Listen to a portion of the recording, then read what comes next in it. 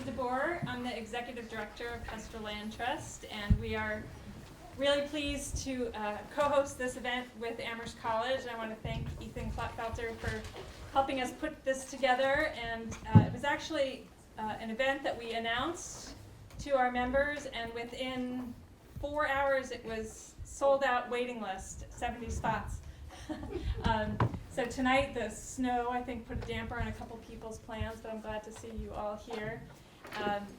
And I think, Amherst College is really stepping up its game in terms of environmental studies and sustainability on campus, so we're really glad to have them as a partner in the Valley and working with faculty and alumni and students on all different levels to advance land conservation, climate change research, sustainability solutions. It all fits together. So I'm really delighted to welcome David Foster as our speaker tonight. David has been personally inspiring to me over the last 2 decades of land conservation. He's really a leader in the movement and a visionary.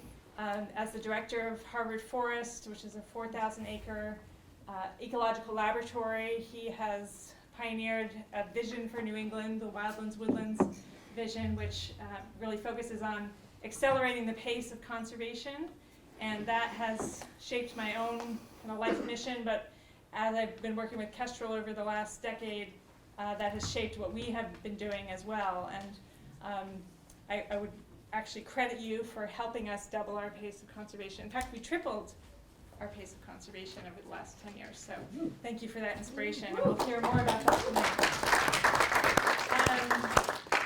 I also want to highlight a few of David's outstanding books.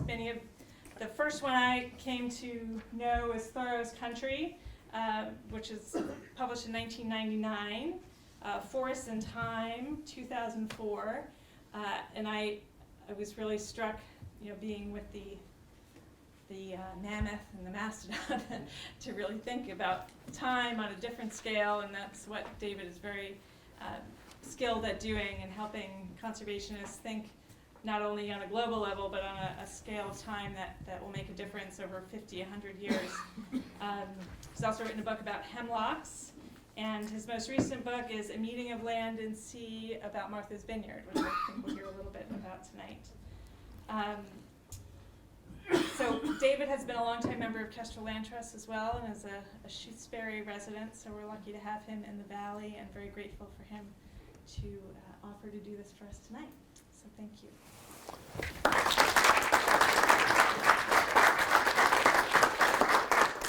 Thanks.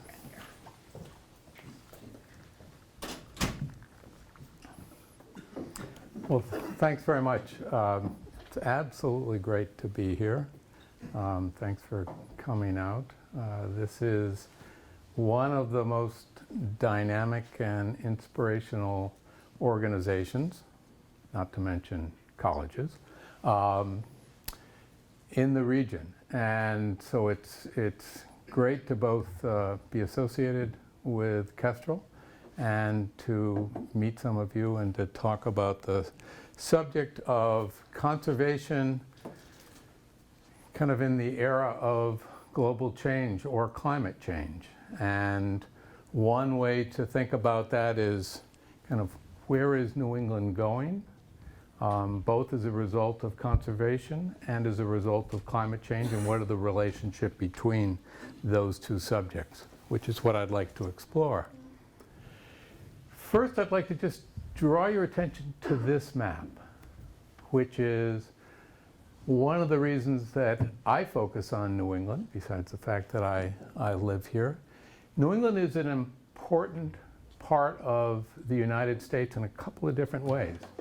One, it's part of an incredible span of forest that stretches from the southern U.S. up to Canada, which, as we'll talk about, has a very unusual history that makes it actually a critical player in helping to slow the rate of climate change.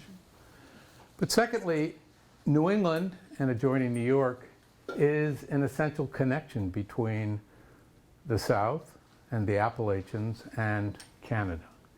And so when we think about it biologically, we think of all the things that that forested and farmed landscape provides to people. And when we think it as of a connector, we see how critical it is for helping organisms deal with the future of a changing Earth. So this particular map shows the forested areas of as much of North America as I could fit onto this slide. And the different colors relate to the different composition of the forest as is reflected and observed from satellites. Just a little bit of background on me. As Kristen said, I'm the director of the Harvard Forest, which is a department of Harvard University. It's an unusual research facility because it's an actual department of university that has been placed out into north central Massachusetts with the idea that beginning in 1907 when it was founded, that it was essential if people were going to understand and work with nature, that these scientists and these students actually experience nature through all the seasons and all the changes that it undergoes. And to understand not just the natural system, but also to understand the culture of the people who live there and what the pressures were on the land, what the land was providing to them. And that's certainly as true today as it was when we were founded. So we do have 4,000 acres. We do a lot of teaching for undergraduates and graduate students. We also do a lot of research. It's funded by the National Science Foundation and other agencies of the federal government, foundations, and so on. If I get on the top of our building and look towards Amherst, this is what I see. A phenomenal expanse of forest that includes just a peak of the Quabbin Reservoir. Now, that figures in importantly into the incredible conservation ethic that we have, because we and many other organizations join together with Kestrel and others in conserving the land that helps to keep Quabbin what it is, keep the watershed what it is. But we also recognize that we have this incredible resource out at our fingertips that we want to conserve. If I get up in the sky and look down at our landscape, though, it's got 110 years of research ongoing in it. So essentially every single spot on that ground has been studied and is part of a long-term study. So that adds even more incentive into conserving the land around it, because we want to have a laboratory which reflects the general natural and cultural landscape of north central Massachusetts. Included in that work is a tower, which this arrow is trying to point at in the middle of our forest. So I'm standing on the top of a tower that has a big platform for viewing and for education and for some studies, but it looks at a series of other towers and landscape that we study very intensively. This particular installation that it's pointing at has been measuring the amount of carbon dioxide going into and out of the forest since the late 1980s. So it's the world's largest or longest record of the exchange of carbon dioxide between the forest and the atmosphere. And what you can see is the wavy line going up is the seasonal fluctuations in this uptake and release of carbon dioxide, with uptake being in the summer, release being in the winter. But the important thing about this is that it's always going up, which means that carbon dioxide is being actively stored in this forest. And it's emblematic of what's happening all the way from the Canadian border and into Canada, all the way down through that southern landscape that I showed you the map of. And so our forest, the Harvard Forest, and our forest writ broadly, are an incredible resource for a lot of different reasons, but one of the reasons has global implications, which is that by storing carbon, we're reducing the rate at which carbon dioxide is accumulating in the atmosphere and changing the climate. So I will draw from these three resources for most of what I talk about. This book on hemlock is really trying to capture the history and importance of hemlock at a time when hemlock is suffering one of its greatest losses through time. It actually turned out that 5,000 years ago, hemlock nearly completely disappeared from the New England landscape. But this is happening at a very rapid rate today because of an invasive insect, the hemlock woolly adelgid. So we talk both about the ecology of the species and this tragedy that is befalling this species and our landscape. The book on Martha's Vineyard I'll show a few slides of and draw some kind of observations and lessons from. We study the coast because it's such a different environment than the inland parts of New England, and we are interested in the contrasts and the similarities, and we're also interested in understanding the variety of processes and how they're changing in this rapidly changing environment. And then wildlands and woodlands I'll talk quite a bit about. It really is this effort to conserve all of New England and to increase the rate of that conservation. So I'm not going to belabor the details of climate change, but climate change is real and there's a lot of different ways we can document it. This is a very striking way which shows the changes in seasonal temperature on the globe over the span from 1880 to 2016, showing that at all seasons there's an increase in temperature over time. And then many of you have read recently in the paper this great article that was published by Ray Bradley and colleagues at the University of Massachusetts, showing rather shockingly that if you look at the rate of warming in the globe and across the United States, you can see that the northeastern US is the leader in terms of the rate at which climate change is occurring. And so it's going to reach this 2 degrees warming faster than any other part of the country. So climate change is real and is happening. What's it going to do to broadly to our landscapes, and especially if we look at our forested regions? What other things are changing this landscape? And what role does conservation play in helping to slow the rate of those changes and control the way that, or influence the way that nature actually deals with these changes? Before I get to that, I just want to make one thing very clear. We're able to do a lot about climate change if we have the political will and if we have both nationally and globally partners to work with. And a great example of this, which I think doesn't get enough play, is shown here. We don't hear very much about acid rain these days. So it might have been a hoax or something might have happened. Well, this is the way that both nitrate and sulfate, so sulfur compounds and nitrogen compounds, which are forming the acids of acid rain, looked in the 1980s. Nationally, there was a decision to try to do something about that. And that's what happened.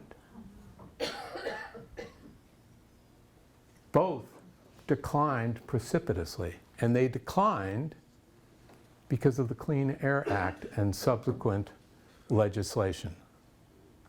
So we don't hear enough of these kinds of stories to show the role that government at a range of different scales, but including national government and national legislation, can play in dealing with major problems. Sulfur started declining immediately, and then more was done eventually to deal with nitrogen compounds, and those are both declining. Well, that makes a huge difference, both in terms of acidity and its influence on lakes and streams and forests, but also simply in terms of nitrogen, which is a major fertilizer. All the fertilizer you spread on anything has nitrogen because it's such a limiting factor.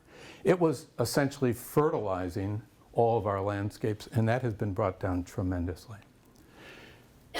So we can do a lot, But even if we don't do a lot at a global and national scale, I would argue there's a tremendous amount we can do locally, in our communities, in our backyards, and at a regional scale, and that's going to be mostly what I emphasize.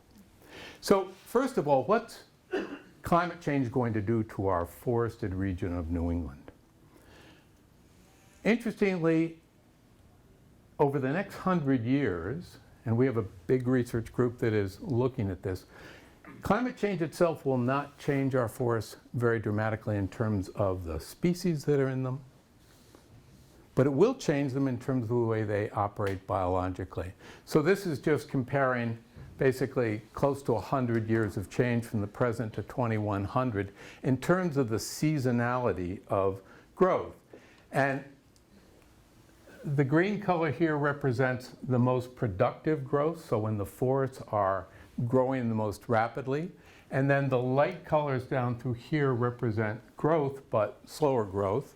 And the black colors represent when the leaves have fallen off of deciduous trees, it's cold, and there's relatively little growth. So basically there's going to be quite an extension of the growing season.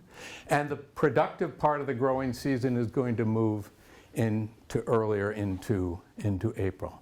So that'll be a significant impact in terms of the way that the forests operate, in terms of changes that organisms are going to have to deal with it. So there are certainly major ramifications of that. But we see in the newspaper and elsewhere a lot of caricatures of climate change and what it's going to do. The one on the left shows the fact that essentially the climate of a state like New Hampshire is going to get warmer, and so New Hampshire is effectively going to move south in terms of its climate domain. And that's actually a pretty good caricature. It is going to get warmer. We are going to be experiencing longer growing seasons, and so there is some analogy between, say, the Carolinas and the future climate of New Hampshire.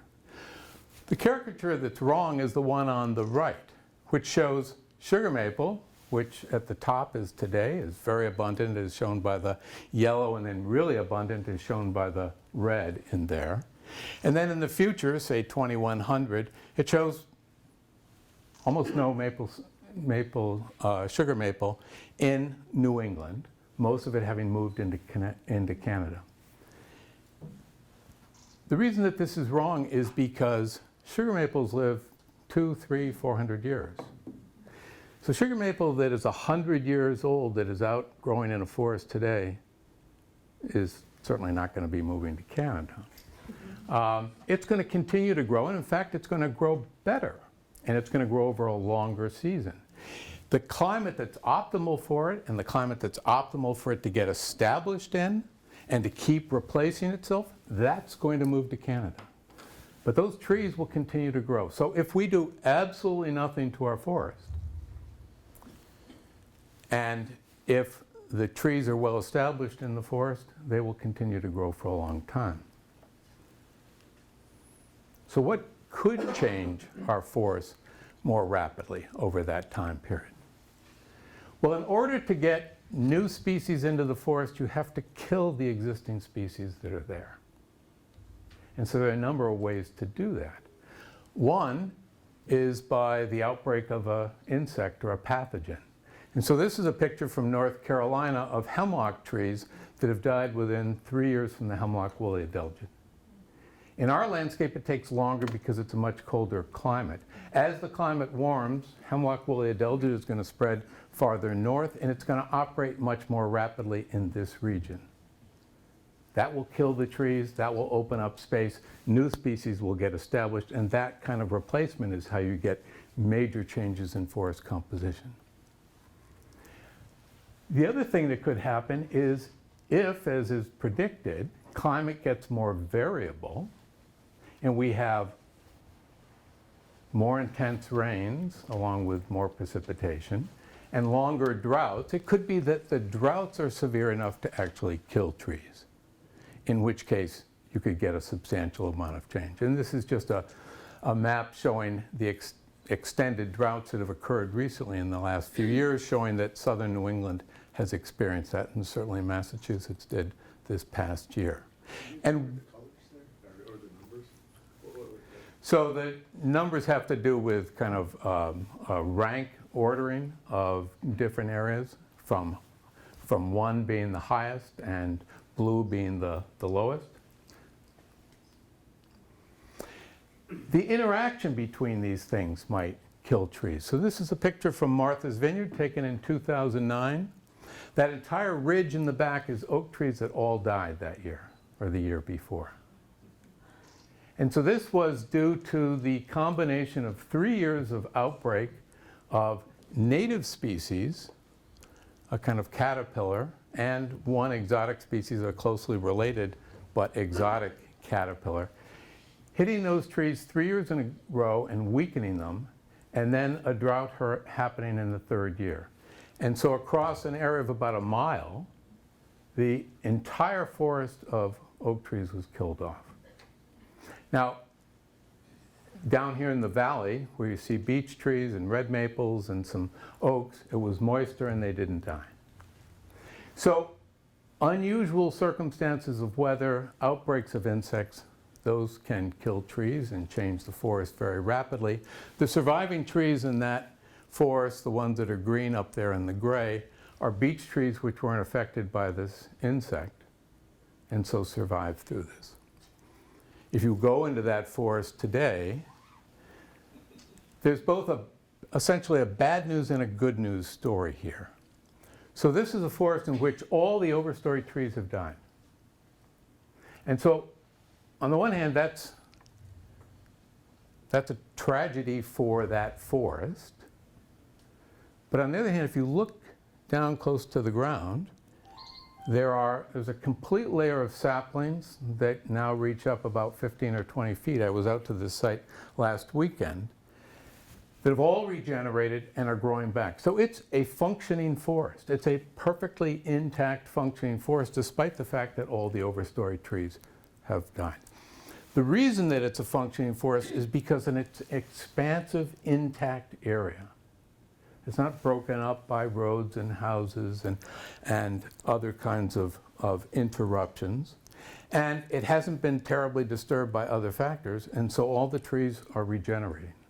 Now, it turns out that beech is regenerating even better than oak, and so that forest is going to nudge towards a beech composition. So that's the opportunity for change.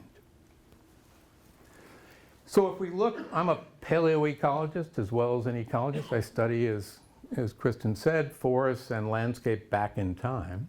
If we look in this region, and this is Little Pond, if you look at the top, there's a pollen diagram from Little Pond in Royalston, northernmost Massachusetts, just north of here. And you can see that 6,000 to 5,000 years ago, hemlock declined from being the most abundant tree in that landscape to almost nothing. And that was a combination of climate change, droughts, and perhaps some kind of biological agent like a pest or a pathogen. And this shows the change in hemlock from before to the middle of that low period for all these other different sites. So we've seen that kind of thing in the past, which means that climate change, not just the magnitude of the temperature, but the other kinds of disturbances that occur with it, can have a big impact and can lead to rapid changes. Now, in terms of our current situation with hemlock, the one thing we can take heart in is the fact that hemlock did recover and become dominant again. So that may bode well for hemlock in the future. The unfortunate thing is it took about 1,000 years. The way that we manage our forests makes a big difference. And so you can, when you go in and you cut trees, you select which trees you're going to cut and how intensively you're going to cut and where you're going to cut. And what this suggests is that we need to cut very thoughtfully, because yes, we do need resources, but every time we cut our forest, we provide an opportunity for that forest to change. And so sometimes we want to change it in particular directions, and we can accomplish that. Sometimes if we don't think about it, we can change forests in ways that we don't necessarily want to encourage. So managing in forests, killing trees, opening forests up, that's the opportunity for change, which can be either positive or negative. one of the things that we certainly can prevent, and one of the things that is probably the most harming to forests and to farmland, is the conversion of those to something else. And these are two of the common examples that you see in the New England landscape. When we decide to convert a agricultural field to something else, in this particular case it's a solar array, in other cases it might be houses or roads or parking lots, or when we take a forest and we start perforating it and breaking it up, fragmenting it in a variety of ways. And so out of this comes the notion that we can individually and as communities and as a state do an awful lot about how our landscape changes just by being mindful of what we actually do in the land today. And that's something that's very controllable, and it's something which actually figures into climate change, because every time we whittle away our forests in this way, we're reducing that area that's storing carbon, and so we're reducing our ability to mitigate climate change. We're also breaking the forests up and introducing lots of other activities and species into the forest in ways that make it a lot less easy for those forests to recover and to regenerate after we have disturbances, whether they're ones that we generate by cutting the trees or they're ones that happen due to natural disturbances or the introduction of other organisms or whatever. So let me put some of this into some context. This is a graph which shows the changes in forest cover that have occurred in New England since the time of European settlement. At that point, New England was essentially a completely forested landscape. Over time, over the next couple hundred years, New England was substantially deforested and converted to agricultural land, because people spreading all across New England were subsisting off of resources that they were getting from their own backyards or their own communities. And so as the population grew, the amount of forest cover declined as agriculture grew to feed that population. In the mid-19th century, coincident with the expansion of the United States, the Industrial Revolution, and increased transportation from canals and railroads out to the West and Midwest, you get a shift in agriculture westward, a reduction in agriculture here, people walking away from their land, and in some cases their houses, and forests coming back naturally. And so there's this incredible increase in forest in every one of the New England states at the same time that the population is increasing more rapidly than ever. And of course, at that point, people are importing a lot of resources from other parts of the United States and gradually to other parts of the world, and living in a more industrialized society and more concentrated populations in New England. And all of that increased until about 20 years ago, when for the first time, each of the New England states gradually started seeing a deforestation. A deforestation. In this case, it wasn't for agriculture. It was for residential housing, commercial buildings, parking lots, and roads. And so instead of converting to fields, which could easily regenerate back into forests, we've converted to kind of hard surfaces that regenerate much more slowly or may never regenerate. So out of this comes the fact that essentially inadvertently, New England redeveloped an incredible forested resource. And this slide, to me, argues that we, in a sense, have a second chance to decide the fate of our forest. And the first time we converted it to agriculture, now we're converting it to something else, and we can stop.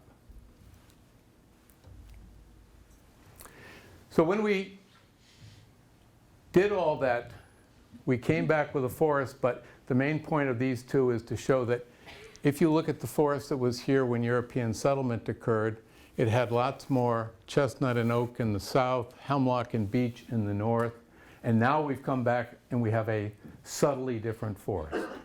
We have less of those species and more red maple, basically. The interesting thing about this forest is this forest in our landscape today is still changing very rapidly because it's growing. Each of the trees is getting older, the forests are getting more massive, they're maturing, and that will continue for a couple of centuries. If we just sit back and do nothing, the New England landscape will change slowly just because of the growth and slow changes in that forest. So the question is, if we're going to do something about our forests, if we're going to protect our forests, if we're going to manage them better, how do we do that? And this is where it comes down to what individuals and communities and states and eventually the region can do. Because if you look at New England, the vast majority of it is this green color, which is that top family forest, private individuals, families, and in some cases, entities like nonprofit organizations that own land, 60% of New England.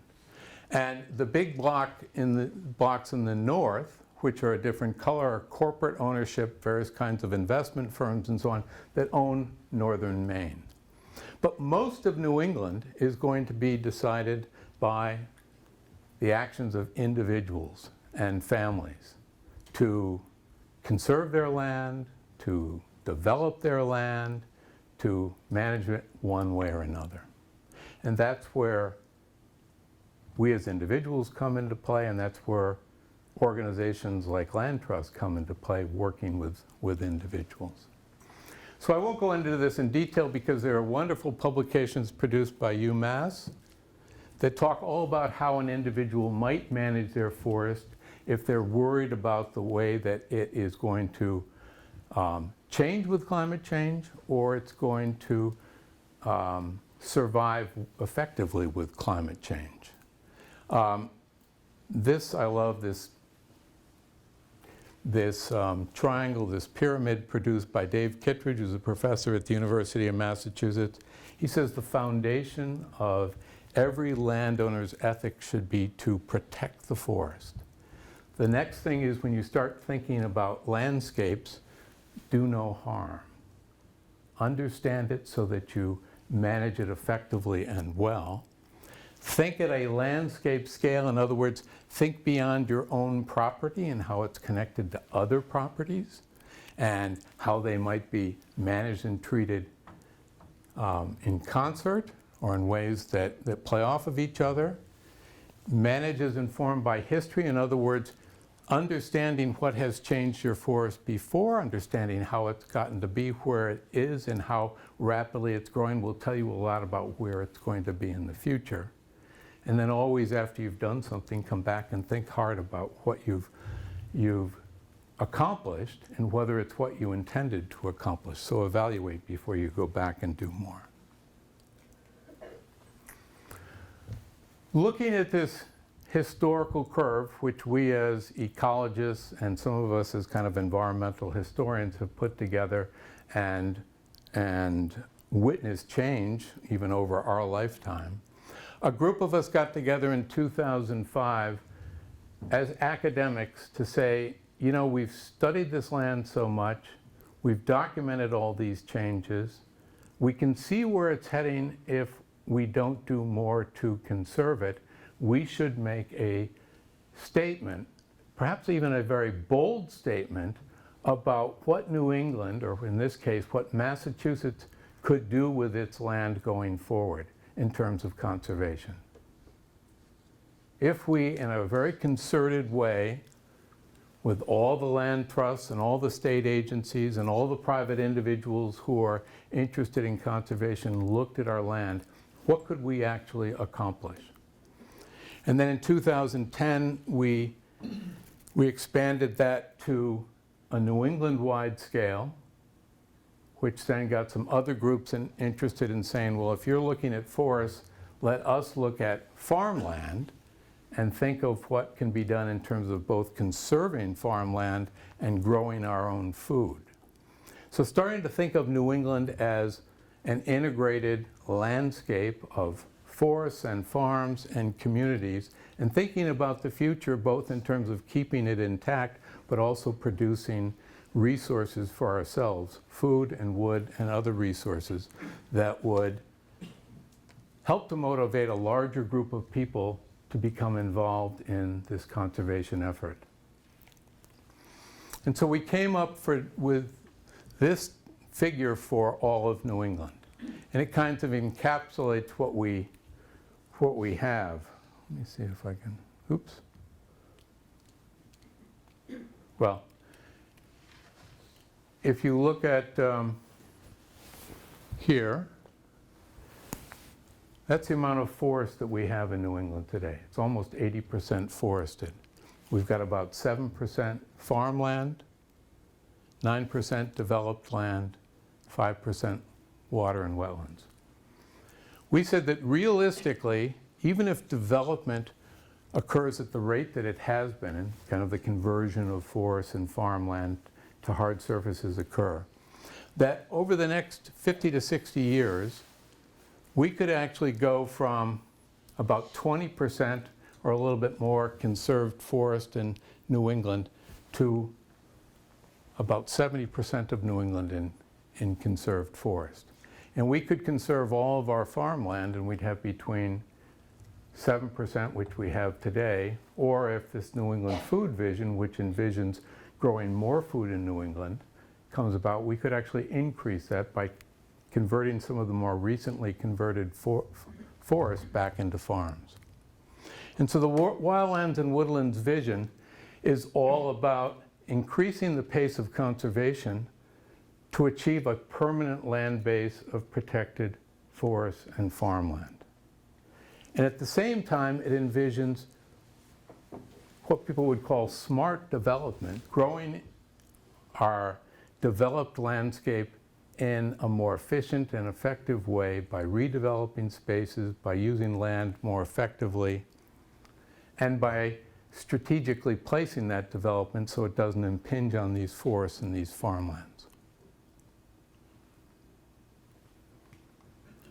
The argument for doing all of this is all the benefits that we and nature get from that combination of forest and farmland. The resources, the enjoyment, the diverse organisms, the functioning of streams and of forests that provide us with water, provide us with climate mitigation, provide us with the joy of living in New England. So the question is, where do we stand in all of this? Is this a reasonable goal, and how are Kristen and the rest of the world doing to achieve this goal? And if you go back here, the interesting thing is that there's been a noticeable increase in the rate of conservation. And so this line, which used to look, and certainly would look a lot steeper if we put it back here, is actually not as much of an increase as one might expect. So the challenge is that 24,000 acres of land are being developed in New England every year. The downturn in the economy slowed that immensely, and now it's starting to pick up again. So that's one challenge. The other challenge is, despite all of our great efforts to increase funding from state sources and federal sources and private sources, that if you look at the top here, the overall funding from public entities, federal and state entities, has been going down since about 2008, so coincident with or starting a little bit before the downturn in the economy. So we're well below where we were at a peak. And there's great variation by state. If you look at totals of the amount of money that is coming from both state and federal sources, Massachusetts is phenomenally successful, getting a tremendous amount relative to the other states of state funding. So a real success story. And interestingly, some states, like the Live Free and Die state of New Hampshire, really does most of its conservation with federal funding and with private funding. If you look at it a different way, though, in terms of per capita state funding, just by state funding by itself, Vermont's the big leader. And Massachusetts is doing well, but doesn't stand out the way it did overall. So one effort that we are working on, and I should say that when I talk about we, I'm talking about working with this group of authors from Wildlands and Woodlands, which is a group of academics, and working with an organization that Bill Labick works for, which is called Highstead Foundation. We're trying to find various ways to help land trusts and help the larger conservation community address this issue. And one of the ways is trying to increase public funding from municipalities, states, and federal funding. And of course, Massachusetts is a big leader with CPA and other sources of funding that come from local decision making along with state decisions. Where do we stand in terms of conservation? So going towards 10 million acres conserved in New England, and this shows the spread of that between public and private land. The graph at the right shows the amount of forest land that's conserved by individual states relative to the amount of forest that is in that state. So the gray bar represents the percent of the state that's forested, and the green bar represent the amount that's currently conserved. The dark gray bar represents what would need to be accomplished to reach this goal that we've stated. The fantastic thing is that across New England, half of the total conservation that's occurred has occurred in the last 25 years. So this uptick in the rate of conservation is really incredible, and it represents a huge change from the preceding time. A lot of that has occurred in the north in these great big blocks, and 73% of that has occurred because of conservation easements. So this ability to conserve land and allow private landowners to still own the land and live on it and manage it has been an incredibly effective tool. So there's quite a lot of success to go with and to try to combat a lot of the threats. Could you just go back to that one second? Sure. There? It looks kind of like Massachusetts there is even more closely speckled than the other ones that are below it that are speckled. And that looks like public land. Well, all those little spots, is there something special going on in Massachusetts versus the other states? well, of course there's something special going on in Massachusetts. I mean, if you look at Massachusetts on the bar graph, Yeah. Massachusetts is the closest to reaching kind of this goal and to have conserved the largest percentage of its forest. So Massachusetts is certainly at the leading edge of land conservation. What's striking, even more so picking up on the patterns that you talked about though, if you put adjoining New York next to this, the patterns are completely different. There isn't all that fine speckling. That fine speckling is all the actions of this tremendous array of local land trusts we have working with individual landowners.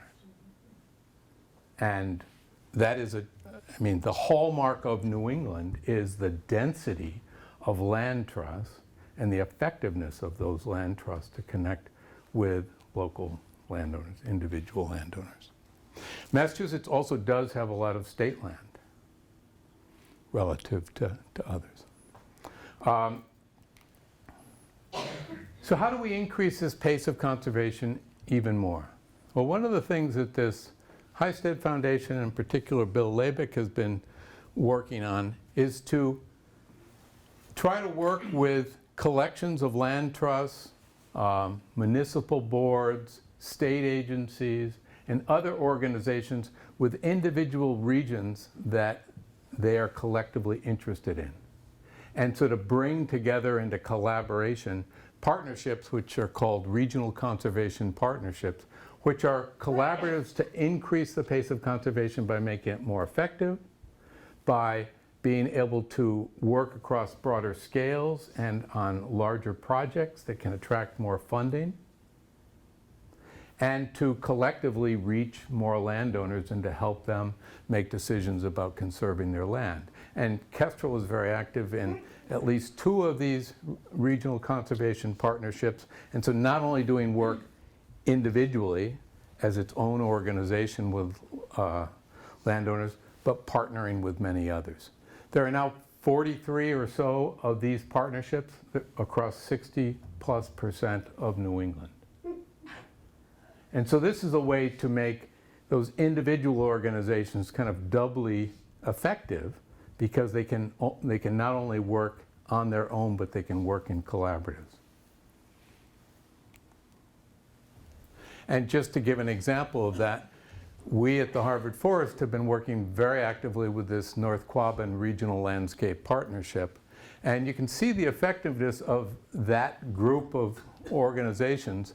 Everything in green was conserved land in 1990. Everything in blue has been added since then up till 2010. This map is out of date, and there'd be even quite a bit more. But that North Quabbin Regional Landscape Partnership is, 26 towns. There are 22 active partner organizations or entities that reach together. They do a lot of landowner outreach. They do a lot of effective fundraising for large sums of money, a lot of federal funds and all, to do multiple parcel projects that really conserve a lot of land at a given time.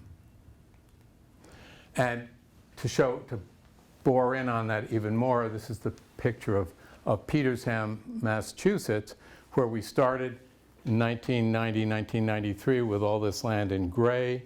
We identified everything that's in purple and in green as a priority. Everything that's in green has been conserved. The purple remains to be conserved, but just this last year, everything that has been circled was conserved. And the Harvard Forest is shown here, the 4 main blocks.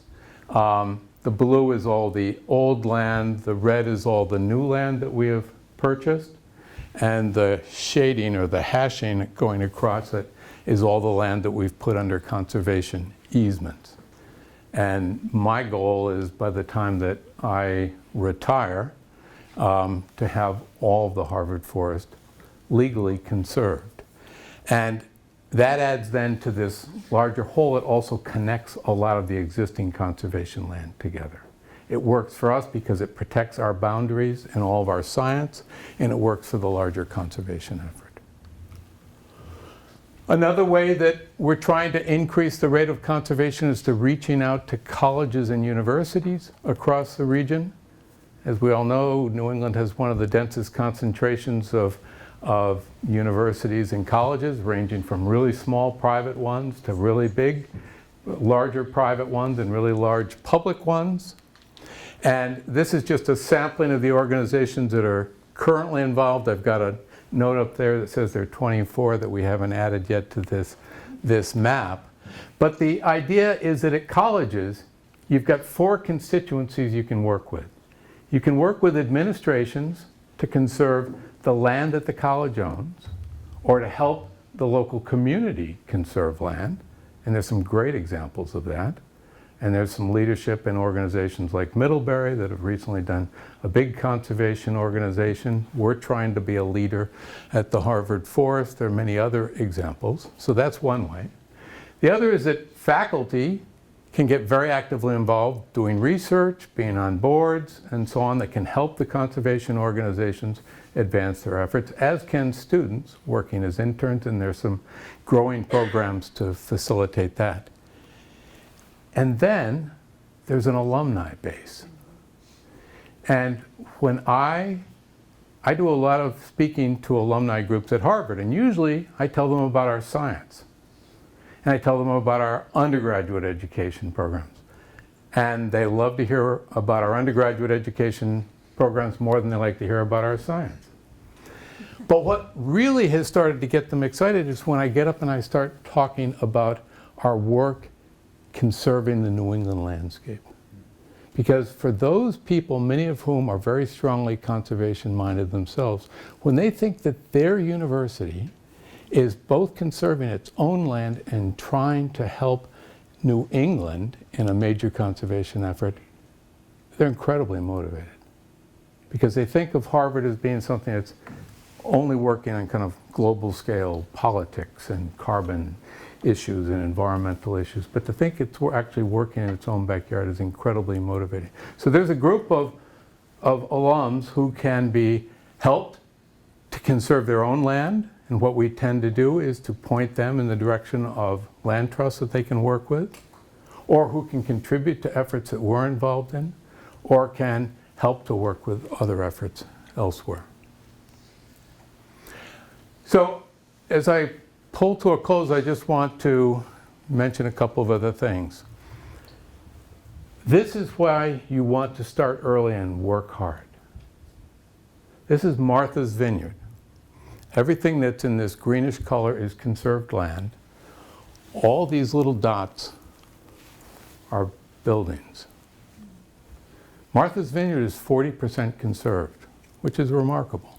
It has a land bank, it has very active land conservation going on in spite of the phenomenal price of land out there. But this illustrates that the reason you start early is because before you know it, conservation becomes a major defining factor in your landscape. When you first start out, a conserved piece of land doesn't look any different than the adjoining land. But over time, as development starts crowding in around conserved land, you can define conservation by the exclusion of that development. And if you don't start early, as Martha's Vineyard happened to do, and don't move very quickly, it will get way ahead of you. So, you want to keep doing what you're doing.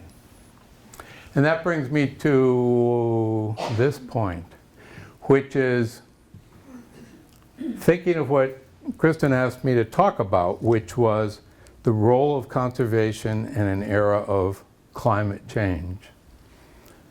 I was trying to think of a way of summing things up, and then I went on the Kestrel webpage, and I saw this at the top of this slide.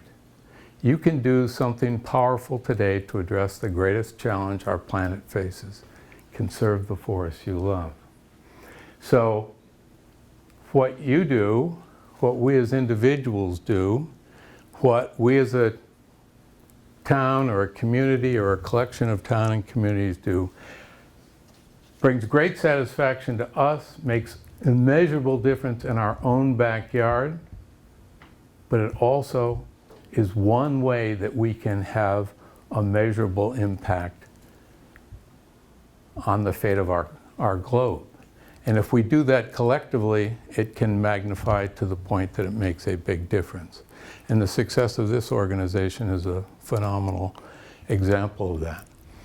So in the end, even though we feel helpless in the face of these kinds of pressures and these kinds of changes, the decisions that we make over, kitchen tables, the conversations we have with our neighbors to help them conserve land, the effort of individuals who step up and really do a lot to conserve landscape and communities they like, and our ability to reach out to kids and bring on the next generation of folks like that will allow us to continue to have these beautiful landscapes and to continue to derive great food and good products from them, as well as an enjoyable and healthy life.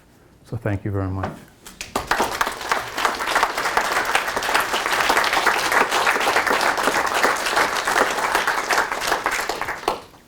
Thank you, David. I think we have some time for questions, and I want to make sure Ethan can comment a bit about Amherst College role in all this, if you'd like to. I want to make sure that. I'm sorry, to comment on Well, our role as what? How is Amherst College engaged in conservation? What do you see for your students? Are they interested in this as an angle in the greater environmental world, for example? Well, I think our students are sort of just now, we have a new Office of Sustainability, and our students are really interested in sort of figuring out their connection to the how their daily lives affect global issues, and so I think they're finding out ways to sort of understand the impact that they have and how kind of change that. I think they're coming from all parts of the country, so they don't necessarily come with a particular regional focus. They are interested in maybe their issues that are close to their home state, their home country, so there really is kind of a global focus there. I don't know if other people in our department want to comment as well. I can comment super quickly. I'm Kate Sims, and I'm here teaching economics and environmental studies, and I've seen tremendous interest by students in land conservation topics. I've actually been teaching it in econometrics, which is kind of fun to bring those land conservation questions in. And I think we see ourselves as just trying to develop tools and skills for the students so that they can go out and do this kind of work from various different angles, you know, from sociology, from anthropology, from biology, etc. And I guess I had a question for you along those front, Sure. along that front, which is, since we do a lot of research, what do you see as the biggest research questions that are more on the social science front? This is a question reflecting my bias, having worked on the tensions between land conservation and human development, mostly in other parts of the world. What do you see in terms of questions addressing those tensions in New England? What are good research questions for the future that maybe our students could work on? So we're not social scientists, but we do work with a number of social scientists, and we work with people who are trying to understand what motivates people to make particular kinds of decisions. So one big body of research is what does motivate private landowners? What are the forces that lead them to make decisions in one direction or another? What kind of information can they use? How do they react, or would they react in the face of particular types of challenges? And of course, what emerges from that is also very important is, how do you reach private landowners? How do you reach individuals? And not surprisingly, as we're seeing in the world today, you reach them through their social networks. You reach them through their peers, through their relatives, through the people that they hang out with. And so that very much changes the way that you try to do the kind of work that a land trust does. You don't just do kind of blanket mailings of people. You try to train and encourage local kind of thought leaders and community networked people to become allies in sharing that. So there's a whole body of research about that. There's a whole nother body of research that just deals with what are the positive visions that people have. We're doing a lot of scenario work. And so one of the things we're trying to do, looking out 50 or 100 years, is what's going to actually drive the future of our landscape? Well, it's going to be climate change, and it's going to be the actions of people. And so once you have an understanding of the way that different scenarios might emerge, a conservation scenario versus a high-cost energy or development scenario, we can then try to use those to model either socially or ecologically what that does to the landscape. So there's all kinds of facets to the kind of conservation action and management action that make a big difference. Other question? Yeah.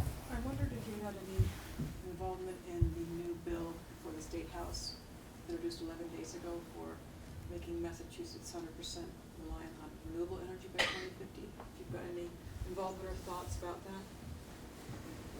Couldn't hear the question. Then There's a bill that was introduced 11 days ago in Massachusetts requiring the state to convert to 100% renewable energy by 2050. I mean, I don't have any direct involvement in that, and so I don't really have much to offer except for, the careful thinking that needs to go into what that actually means in terms of on-the-ground action and what some of the unintended consequences of that might be. One of the obvious unintended consequences was that solar array in the middle of the field, and there's a big effort now, of course, to change that. The incentives so that it doesn't lead people to just put solar arrays wherever it's easiest, but where it makes the most sense.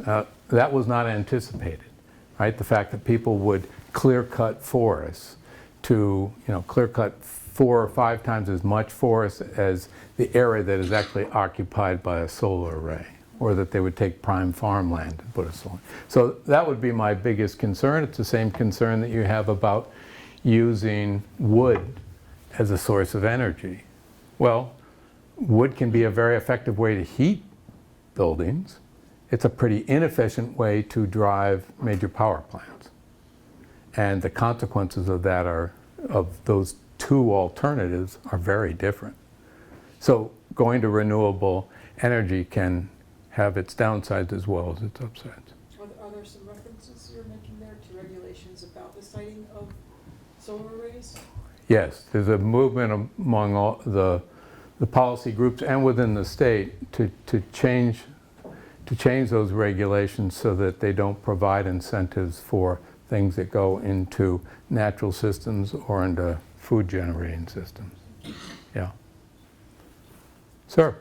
I have a question about one of your earlier slides where you're talking about the carbon sequestration by the forest. Yeah. Is that primarily the actual forest, the foliage, or is that also due to the soil carbon sequestration as well?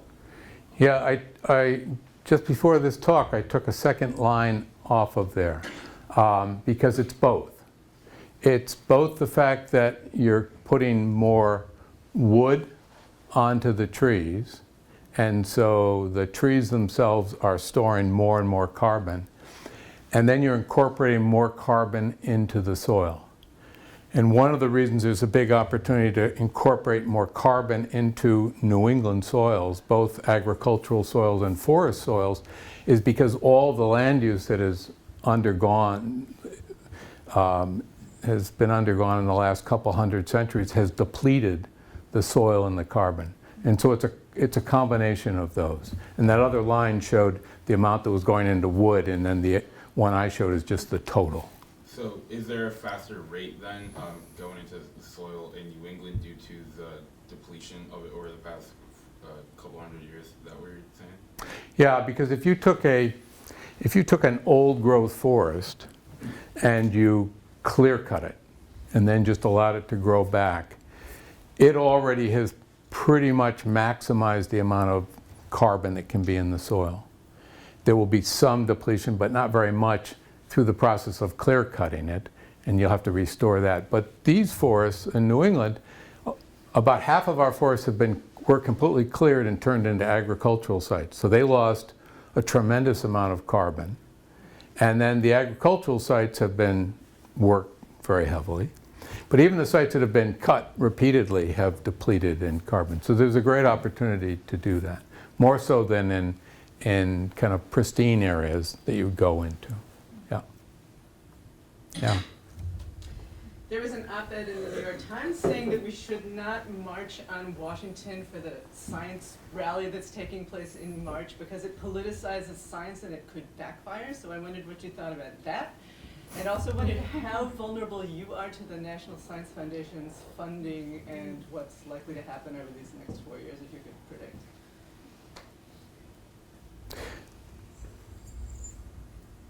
So, boy, who wants to predict about the current? I mean, to kind of make a point of that little comment, when you're dealing with somebody who doesn't himself know what he's going to do, how could you ever predict what he's going to do? But, so let me try to look at those a little bit. Interestingly, when we generated this Wildlands and Woodlands paper, we've had two versions so far, and we're working on a third one now. We've sent it out to about between 100 and 200 people around New England and around the country, a few of whom, maybe 10% or so, who are scientists, to ask them to check the science, to think about it there. We send it to conservation groups, we send it to agencies and everybody else, because we want to get a lot of feedback on this. The only group that as a whole pushed back on what we were doing were the scientists, because they said, you're moving into a different realm. you're not just publishing your science papers as you've always done, through peer-reviewed journals and so on. You're actually now laying out a vision for a region which is advocacy. And that's moving from the objective science that you're doing. And so we had a meeting when we've got this feedback in. We had a meeting of all of our authors, the 12 of us sitting around the table, and we were dealing with various things. I said, now what are we going to do with this issue? And we thought about it for about 35 seconds. And we said, we have to stand up and say something. So that's not the same as marching on DC these days. And I didn't fully, I saw and read kind of quickly that op-ed, so I don't know all the arguments, but the general argument that you really are going to be just seen like you are another set of political actors as opposed to scientists just squarely looking at your work and keeping at your work. I think it depends very much on what your message is. Because the reason to protest is because you do want people to respect and value and use things that are true, things that have emerged from the scientific method, or things that completely jeopardize your ability to be independent and to continue to do your science. And so the things that infringe on those are worth making a statement about. Whether that leads to a mass movement and whether that could be a coordinated message coming out of that is another question. Funding is all in jeopardy. I think there's huge uncertainties. We finished the paperwork on a project in a split second the other day so that we could be assured of getting EPA funding on a grant. We did the same thing on a NASA grant because the rumor was going on that the same thing was going to happen to NASA funding. We're working with a colleague from Oregon State she's working very closely with a group of USDA scientists. They just switched the authorship on a paper so that the USDA scientist wasn't the lead author because they now have to go through an extra set of reviews before their papers can be released. So it really is changing things. Yeah, Michael. There was a graph or a statement you made about an increase, I believe, in easements over the last 25 years. Yeah. Is that right in Massachusetts? You saw this? That was actually the figure for all of New England, but for all yes. of New England. Yeah. And maybe this gets back to the other question about social sciences, but what do you attribute that increase to? That was significant. Well, so there was legislation that created the opportunity to have easements.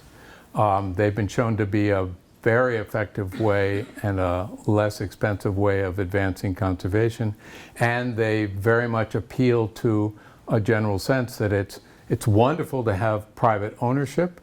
It's wonderful to have private owners still involved in, for example, paying taxes on their land as opposed to having it go solely to nonprofit organizations or to state entities. So there are a lot of social advantages to that as well as economic advantages. And beyond that, I guess I'd ask Kristen to explain why that has happened here. Just one follow-up on that. So if there was a political decision made, some legislation changed, is that something that you would see continuing? Or is that a controversial kind of legislation? It's not, well, To make those tax codes change in order to achieve that? I mean, there's a lot that can be done to the tax code to increase it because of the way that you can, for example, deal with the donations that come from easements. And there's been efforts in Massachusetts and more broadly to deal with that. Easements were challenged a number of years ago because there are various ways of using easements, and there's a concern about this today. Using easements is a way for private individuals to get unfair advantages, unfair kind of financial advantages, or members of organizations to use easements that come through their organization. But the Land Trust organization, and especially the Land Trust Alliance, has been really vigilant in trying to professionalize everything in ways that are very transparent and very rigorous. So they seem to be on very good footing right now. The interesting anecdote that I was explaining to the group that we were working with today, that Bill was involved in, is that the most recent Vermont Land Trust data that I had gotten showed that they have actually conserved more land through donated easements than they have through easements that they paid for. So easements are also an effective way for people to effectively give kind of a gift of conservation to the world while still generating some advantage to themselves through the tax laws. Sir? I thought I'd draw you back, maybe to put your educator and scientist hat back on for a minute. Comment about how public policy affects your work. I'm wondering, there's something I might call a Galileo moment, which 400 years ago, culturally people thought the sun orbited the earth, and all sorts of things that made us very human-centric, geocentric, and we've evolved from that. Culturally, we don't, very few of us think of the world that way. In terms of stewardship of the earth or environmental policy, the U.S. seems to be somewhere pre-Galileo, large parts of it at least. I'm just wondering, just as how do we, scientists and people who are active, how would you see going about either encouraging, fomenting another Galileo moment? Do you think that's in the offing, or will it be 400 years, maybe 380 years too late? Yeah. Well, I mean, one of the ways I think about this in terms of the current world that we live in is that we're in a fortunate position here in New England because the way to proceed with a lot of activities that can operate independent or not independent of but operate well within the current kind of federal situation is to work at a regional scale where you can have local communities that are supportive, you can have local states you can have individual states that are supportive, and in New England there now is a good environment for that. So there's every reason that if we want to move into a different mindset, that as a nation, that individual regions or parts of regions shouldn't be leaders in the example for that. So that's not a direct answer, but it's an avenue and a path that we can go on. There's a lot of science that we can bring to this. There's a lot of reality that we can bring to this. One of the really interesting responses I usually get when I show kind of conserving all this land and showing development going out here is I'll get a response from people who will say, well, if you conserve all that land, where will we live? Well, the reality is that there are objective limits. And the best way to deal with those limits is to act when you still have lots of choices and when you can define what those limits are for yourself rather than being forced up against them. And, just about 12 years ago, I was working with my daughter who was working on a project about NASA.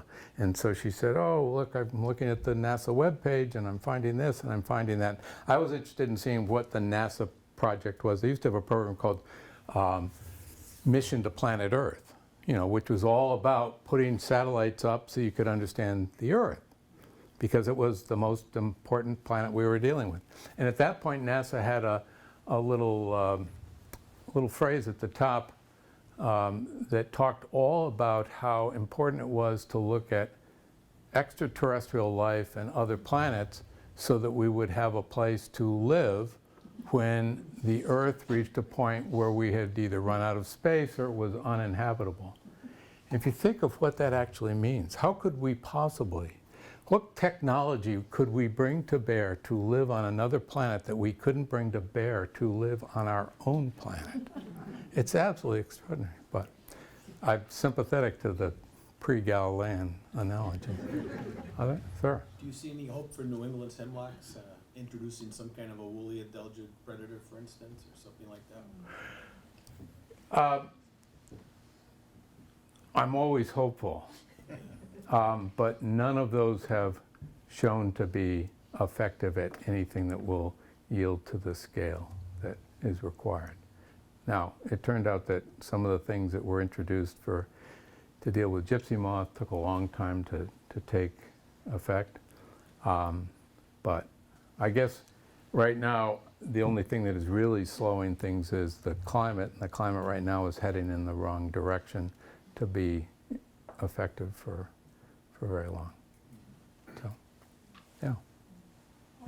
About this Alpine group you were mentioning, is that an acronym? Yes, it stands for Academics for Land Protection in New England. And there is a Wildlands and Woodlands website, and there is a page on there for Alpine, and that's, since it's a relatively new and growing enterprise, that's going to change very much. The representative for Alpine is sitting back there in the white sweater, so if you'd like to know more, you should actually speak with her. It's based at the Lincoln Institute of Land Policy in Cambridge, but it works very closely with Wildlands and Woodlands. Yes? I've heard there's a movement towards establishing another national park somewhere in the Quabbin area of Belchertown. Is that, do you know anything about it? Is that? Yeah, there's been, for probably 15 years, there's been an effort, it's building and growing, and at the end of this, I'll just ask Bill if he's got any more information. But the idea was that Massachusetts doesn't have a national forest, and that there might be a way for the state of Massachusetts to work with the Forest Service to identify an area that could become a new kind of national forest. And so the idea would be that this would be a collection of lands that wouldn't all be owned outright by the federal government, but it would be a collection of lands that would include some federal land, some state land, and some private land that was conserved with easements. And there's been a lot of interest over time, and it's just has to be a gradual process because you want to work in an open and engaging way with the communities so that they don't get the sense that something like other things have been kind of shoved onto local communities by outside forces, state or federal. Anything more to add to that, Bill? Yeah, I'm not sure if I've heard of a national park for the Quabbin, but there is a national forest, a new model national forest. It's in western Franklin County and northern Berkshire County. There's a Mohawk Forest Partnership made up of the Franklin Regional Council of Governments, the Berkshire Planning Commission, Mass DCR, and others. And they're looking at working with the U.S. Forest Service to develop a new model for a national forest that is based on easements. So the land remains in private ownership, it's protected with a forest, conservation easement or restriction. And that's basically how they hope to develop a national forest. So privately owned, federally held easements for national forest. And the U.S. Forest Service is already actively involved in conservation easements in Massachusetts, and so this is just a different model with more direct involvement of the Forest Service. Representative Kulik is going to introduce legislation for that this session to try to move that. And are these so-called working forests? Right. Ones like agricultural lands, but with forests, silviculture. So actually, maybe that's one question I have is if you could comment a little bit on the wildlands part of the wildlands vision and why that was incorporated as part of the conceived notions. the origins of wildlands and woodlands actually started with wildlands, and they were partly spurred by conversations I'd had with you and others, which was, there is this thought that, well, since so much of New England has experienced very heavy land use in the past, does it make sense to actually think about setting aside big, effectively wilderness areas, when, of course, it's wilderness areas with a cultural history? And our argument has always been, well, yes. I mean, we've got fabulous wilderness areas in, the White Mountain National Forest, for example, which are areas that were very heavily logged and so on. As we sat down to make an argument for talking about establishing these wildlands, we recognized that, well, wildlands in and of themselves are not sufficient. You need to embed those in an expanse of woodlands. And since most of the land is owned by individuals, since there's a need to develop resources, we really want to have the majority of land available for that kind of management, a variety of different kinds of management. But it still made sense to try to create entire landscapes, expansive areas, where you could have natural processes operate in conjunction with whatever the prevailing climate is, but without direct human interference. And so that's the wildlands component. And if you look at that graph closely, I didn't draw attention to it, in that 70% of New England that's conserved, 10% of that area is thought of as wildlands, or could be. We're thinking that's a reasonable target. We currently have in New England something on the order of 1%. So this would be a great expansion of the amount of wildlands. And they serve a variety of purposes. They provide a very different type of habitat and landscape to support nature. For humans, they provide a number of things. A control, an example of what land looks like when it's not managed. So you can contrast that against all the land that we do manage, so that you can judge what we're actually doing to the land. And actually, the Wilderness Society and other organizations focused on preserving nature intact were motivated early on by people, by the need and the desire of people to go into places where they weren't surrounded by lots of evidence and lots of noise and activity of people actively working the land. And so there's a number of human benefits in addition to natural benefits. And we still argue for that. And New England has some of the greatest opportunity to create new wilderness areas, like the new national monument that was designated up north recently by President Obama, in northern New England, because there are big expanses that are undeveloped and possible to let go well. Thank you. Well, I think we should probably wrap up and let everyone get home. I really appreciate the conversation and you all coming out. And if you'd like to be more involved with Kestrel Trust, please give me a ring. And I appreciate your support to date. Thank you so much, David. Thank you. Thank you.